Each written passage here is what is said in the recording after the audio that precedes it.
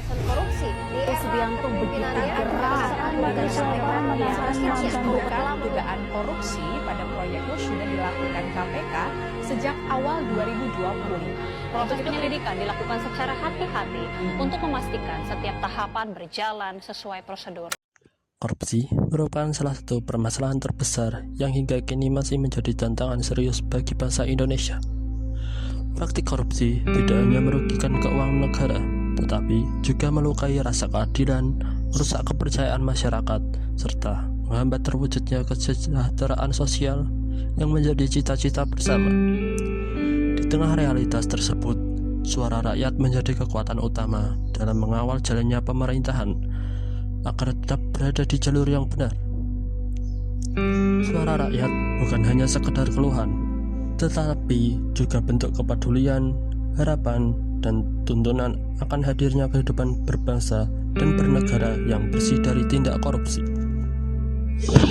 Membangun kesadaran anti korupsi tidak cukup hanya melalui penegakan hukum semata, tetapi juga harus ditopang oleh kekuatan nilai-nilai luhur yang hidup dalam jati diri bangsa. Pancasila sebagai dasar negara dan pandangan hidup bangsa mengandung nilai-nilai ketuhanan, kemanusiaan, persatuan, demokrasi, dan keadilan sosial yang harus menjadi landasan utama dalam membentuk karakter anti korupsi. Setiap sila mengajarkan tentang kejujuran, tanggung jawab, kepedulian terhadap sesama, serta keberanian untuk menolak segala bentuk penyalahgunaan kekuasaan. Melalui penghayatan nilai-nilai Pancasila dalam kehidupan sehari-hari, masyarakat diharapkan tidak hanya menjadi penonton, tetapi juga perlu aktif dalam gerakan anti korupsi.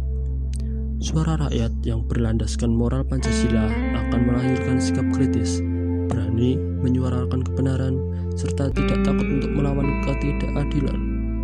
Dengan demikian, kesadaran anti korupsi dapat tumbuh sebagai budaya bersama, bukan sekedar kewajiban hukum. Pada akhirnya, perjuangan melawan korupsi adalah perjuangan seluruh elemen bangsa. Membangun Indonesia yang bersih, jujur, dan berkeadilan membutuhkan peran aktif dari setiap warga negara, baik melalui tindakan kecil sehari-hari maupun melalui partisipasi dalam kehidupan sosial dan politik.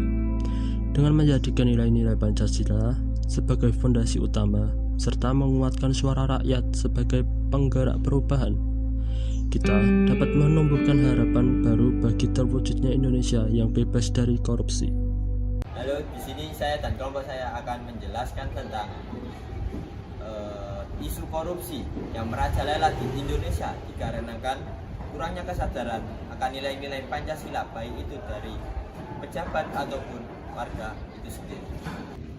Baik, sekarang bersama saya Rama Berliando Putra. Saat ini saya bersama salah satu mahasiswa Universitas Gadjah Mada. Baik, boleh berkenalan dengan siapa?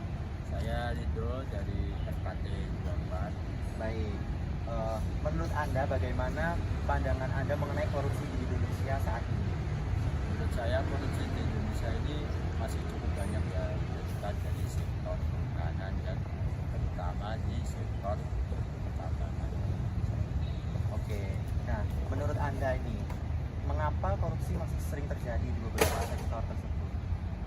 Ya, korupsi tentu saja terjadi karena kurangnya integritas dari seseorang dan juga menurut saya kurang pendidikan Pancasila tertanam di karakter mereka.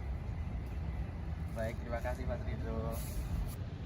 Baik, sekarang saya sedang bersama Bapak siapa? Bapak Yulia Hermawan. Pak Sudirman. Oke.